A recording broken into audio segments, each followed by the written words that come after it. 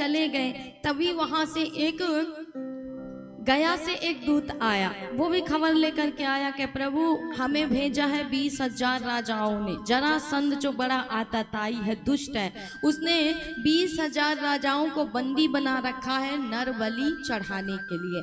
इसलिए राजाओं ने आपको पुकारा है, बुलाया है, आइए और उनके प्राणों की रक्षा करिए। भगवान ने कहा कह देना कि हम जरूर आएंगे और समय मिलने पर, समय पर आकर के उनके प्राणों की रक्षा जरूर करेंगे। कहते हैं आज भगवान पहुंचे कहाँ? पांडवों के पास। पांडवों से कहा ये बताओ, इतना बड़ा यज्ञ करना चाहते हो, सबकी सम्मति है? आप इतना छोटा यज्ञ करते हो, एक गांव में यज्ञ करते हो। देखो यज्ञ कैसा भी हो अपने आप में बहुत बड़ा ही होता है, लेकिन आप अपने गांव में करते हो तो आप उसे छोटा मानते हो। यज्ञ तो बड़ा ही होता है पर मानते हम उसे छोटा मान लेते हैं। किसी प्रकार का यज्ञ करते हैं, यज्ञ अपने आप में बहुत बड़ा, बहुत विशाल होता है। तो जब यज्ञ करते हो तो सबका समिति लेते हो ना, इसीलिए सबकी मति लेने से नाम ही पड़ जाता है समिति। अर्थात बिना सबकी मति से कोई भी यज्ञ नहीं हो सकता है सफल। तो उस समय में जब राजसु यज्ञ था, इतना बड़ा यज्ञ महाराज, तो कहते हैं जिसमें सब राजाओं की सम्मति हो वही यज्ञ कर सकते थे, वही यज्ञ हो सकता था। पांडवों में युधिष्ठिर जी ने कहा कि बाकी राजा तो हमारे पक्ष में है, लेकिन एक ही राजा है जो बड़ा आतताई, मगध देश का राजा जरासंध। बोले महाराज जिसकी वजह से लोगों को पीड़ा होती हो, जिसकी वजह से लोगों को कष्ट होता हो, जिसने लोगों के मुख से हंसी छीन ली हो, ऐसे व्यक्ति को धोखे से मारने में भी पाप नहीं लगता। भगवान ने स्वयं कहा है कि जो दूसरों को कष्ट देता हो, पीड़ा देता हो, ऐसे व्यक्ति को धोखे से भी मारने में पाप नहीं लगता है। इसलिए अब इसका तो उपाय करना पड़ेगा। कहते हैं भगवान ने छल से मारा था जरासंध को। किसको लेकर के गए थे? भीमसेन जी को और अर्जुन जी को। पंडित और ब्राह्मण का रूप धारण कराया महाराज, और कहते हैं उस समय भगवान स्वयं भेष बदल करके जरासंध के यहाँ गए थे। जरासंध जिस दिन से 13,000 ब्राह्मणों को उसने बिठाया था अनुष्ठान में, और जिस दिन से भगवान रण छोड़ करके भागे थे, तो ब्राह्मणों का कुछ ज्यादा ही सम्मान करने लगा था। कहते हैं जब भगवान आए अर्जुन और भीमसेन के साथ, तो बड़ा ही सम्मान किया, स्वागत किया और कहा कहिए महाराज कहाँ से आगमन हुआ। भगवान मुस्कुराए। भगवान जब मुस्कुराए और कहा बस बस अभी महाराज हिमालय से बिल्कुल उतर करके आ रहे हैं, सुना बड़े दानवीर हो इसलिए तुम्हारे आए हैं। कृष्ण की जो हंसी है ना वो भगवान का परिचय देती है। कहते हैं जरासंध उस समय जब भगवान की हंसी सुनता है तो कहा तुमको कहीं जरूर देखा है। बोले देखा होगा, जरूर देखा होगा। भगवान ने सोचा कहीं भेद न खुल जाए, इसलिए भगवान कहते हैं देखा होगा, जरूर देखो।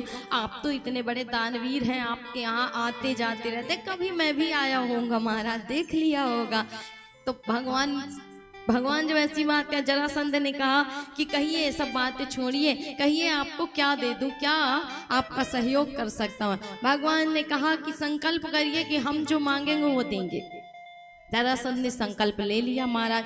भगवान ने कहा कि राजन ऐसा करो, हम तीनों में से किसी से 1 से 2 हाथ कर लो, युद्ध कर लो। अब जरासंध को बड़ा आश्चर्य हुआ कि बताओ ब्राह्मण होकर के लड़ने झगड़ने की बात करते, क्योंकि ब्राह्मण कभी झगड़ना नहीं सिखाता है, वो तो लड़ाई को शांत करवाता है, झगड़े को शांत कराता है महाराज। ब्राह्मण कभी किसी को झगड़ना नहीं सिखाता है। भले आज समाज में इतनी बुराइयां फैल रही हैं कि ब्राह्मणों के ही दोषी सब हुए जा रहे हैं, जबकि ब्राह्मण क्या है? बोले ब्राह्मण जिस दिन धरा में न रह जाएंगे ना, धरा न रह जाएगी। विप्र धेनु संत हित लीन मनुज अवतार, इस लाइन को लोगों ने भुला दिया कि संसार में भगवान ने ब्राह्मण गौओं संतों की रक्षा हेतु ही अवतार लिया था महाराज।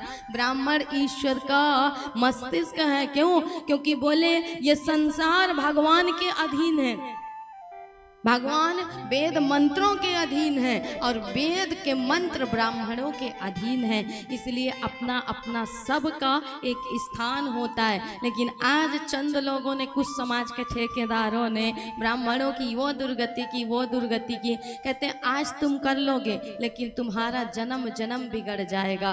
कभी ब्राह्मण चाहे जितना बुरा हो, भगवान ने कहा है कि ब्राह्मण चाहे अज्ञानी है, मूर्ख है, तो भी वो वंदनीय है, तो तो भी वो प्रशंसनीय है महाराज।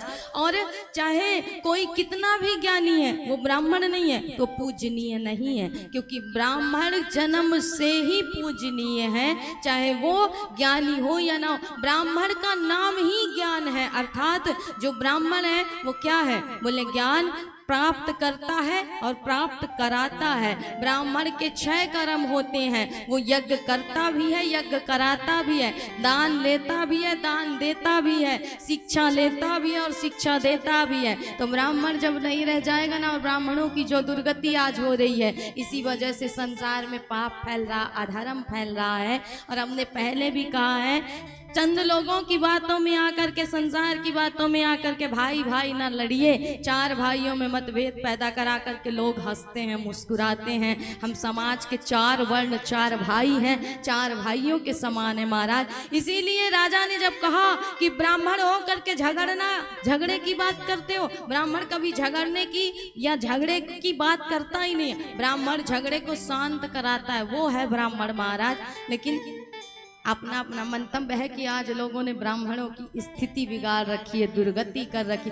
जिसको देखो वही गाली दे रहा है, ब्राह्मण के खिलाफ बोल रहा है। सोचो क्या स्थिति होगी। गाली तो तुमने दे लिया, ये तुम्हारे संस्कार हैं। ब्राह्मण कभी तुम्हें रिप्लाई नहीं करेगा, तुम्हें गाली नहीं देगा, लेकिन सोचो कि क्या स्थिति होगी महाराज। भगवान ने नहीं छोड़ा किसी को भी। पहले भी हमने बताया ना कि जो गौ ब्राह्मण संतों की निंदा करता है, स्वयं नारद जी कहते हैं कि अनंत कोटि जन्मों तक विष्ठा का कीड़ा बनता है महाराज, नाली में जा करके गिरता है। इसलिए हम नहीं कहते, शास्त्र कहते हैं, पुराण कहते हैं, ईश्वर कहता है कि ब्राह्मण पूजनीय था, है और रहेगा। आप मानो या ना मानो महाराज, वो जन्म से ही पूजनीय है महाराज। इसलिए नहीं कह रहे हैं कि हम ब्राह्मण हैं, इसलिए कह रहे हैं, बोले ब्राह्मण है जिसका जो कर्म है उस कर्म अनुसार वो अपने आप में महान है। क्षत्रिय क्या है, बोले क्षत्रिय का बल ना हो तो ब्राह्मणों के यज्ञ पूरे नहीं हो सकते थे, संतों के यज्ञ पूरे नहीं हो सकते। क्षत्रिय अपने बल से जाने जाते हैं। वैश्यों की यदि महाराज व्यवसाय ना होता, यदि व्यवसाय करके वो कमाई ना करते तो यज्ञ में दान कहाँ से मिलता। कहते हैं शूद्र यदि सेवा ना करता तो उसे मोक्ष कहाँ से मिलता। तो सबका अपना अपना महत्व है जीवन में। इसलिए अपने अपने दायरे में रह करके, अपने अपने विचारों को सीमित रह करके, किसी को गाली नहीं देना चाहिए, किसी के खिलाफ नहीं बोलना चाहिए। हम चारों एक दूसरे के पूरक हैं, चाहे वो ब्राह्मण, क्षत्रिय, चाहे वैश्य, चाहे शूद्र, चारों एक दूसरे के अंग हैं, अंश है महाराज। इसलिए भगवान ने कहा कि हम ब्राह्मण हैं ही नहीं।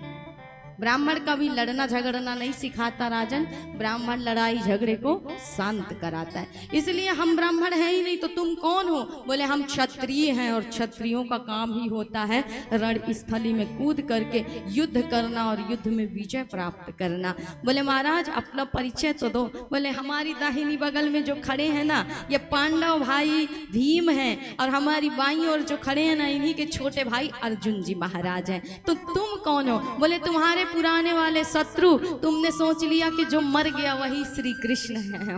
अब जैसे ही जरासंध ने सुना तो कहा कि देखो ये अर्जुन बेचारा कमजोर है, दुबला पतला, इससे हम लड़ेंगे नहीं। तुम तो रण छोड़ हो, रण को छोड़ करके भाग गए, डरपोक हो। भगवान ने कहा हम एक बार भागे तो तुम बार बार प्रशंसा कर रहे, और हम 17 बार जो तुमको भगाए उसकी भी चर्चा कर लो महाराज। तो अपनी तो कोई नहीं कहता, दूसरे की बुराई सब करते डोलते हैं। तो 17 बार हमने भी तो तुम्हें हराया, उसकी भी तो चर्चा कर लो। बोले महाराज तुमसे तो हम झगड़ेंगे नहीं, तुम रण छोड़ करके भाग गए थे। हाँ ये भीम जो है ना बड़ा हट्टा कट्टा है हमारे जैसा, हम इसी से लड़ेंगे। अब भगवान ने कहा ठीक है। भीमसेन का और जरासंध का युद्ध कहते हैं कई महीनों तक चला, पर भीमसेन की नस नस ढीली हो जाए, जरासंध मरता ही नहीं है। एक दिन भीम ने आकर के कहा प्रभु कन्हैया साथ में भागोगे क्या, अकेले भाग जाऊं। बोले कैसी बात कर रहे हो। बोले ये मनुष्य नहीं है, पहाड़ है, टूटता ही नहीं है महाराज। जितना तोड़ने का प्रयास करूं फिर उठ जाता है, फिर खड़ा हो जाता है, इसलिए ये टूटता ही नहीं है, मरता ही नहीं। भागोगे या अकेले भाग जाऊं। भगवान ने कहा उस समय तो तुमको बड़ा आनंद आया जब तुम्हारा चुनाव किया था, बड़े प्रसन्न हो रहे थे, अब क्यों डर रहे हो, अब क्यों भाग रहे हो। लेकिन भीम कहते हैं भागो तो भागो, नहीं तो अकेले भाग जाऊंगा। भगवान ने कहा कोई बात नहीं, समय का प्रतीक्षा करो। भाग्य से ज्यादा और समय से पहले कुछ नहीं होता है महाराज, इसलिए समय की प्रतीक्षा करो। भोर का सूर्य निकलने दो, कल का सूर्य निकलने दो, उसके बाद देखते हैं। कहते हैं जिस समय रणस्थली में, युद्ध स्थली में दोनों वीर आपस में आए हैं, जरासंध साधारण नहीं था महाराज। कई कहते हैं 10-10 हजार हाथियों का बल होता था जरासंध में, ऐसा धुरंधर राजा था।